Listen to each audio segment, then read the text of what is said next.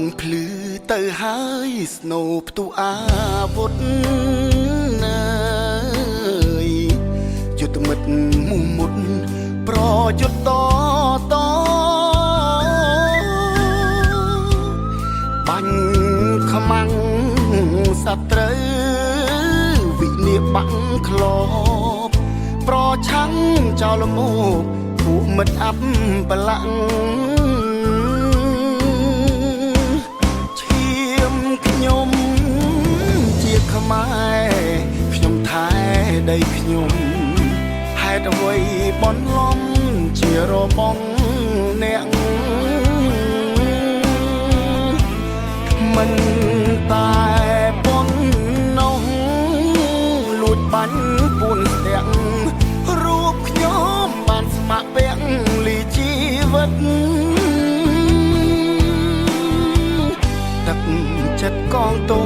ពបដិញ្ញាការពីព្រំដែនសីមាគង់ពងស្ថិស្ថិតត្រៀមខ្លួនជាស្រេចចំពោះអមិត្តហ៊ានបដូរជីវិតការពារទឹកដី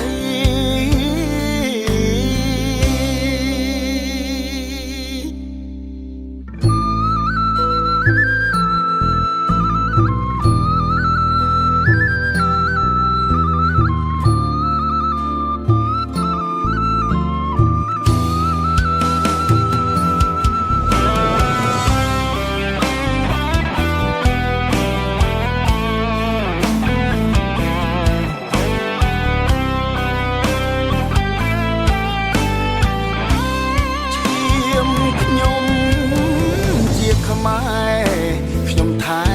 ដីខ្ញុំហេតុអ្វីបនលំជារបងអ្នក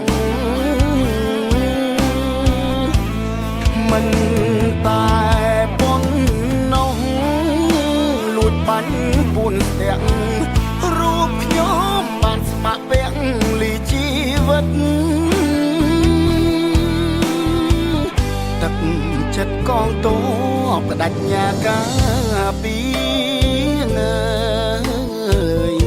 ព្រំដែនសីមាគង់ពងស្ថិស្ថិតត្រៀមខ្លួនជាស្រេច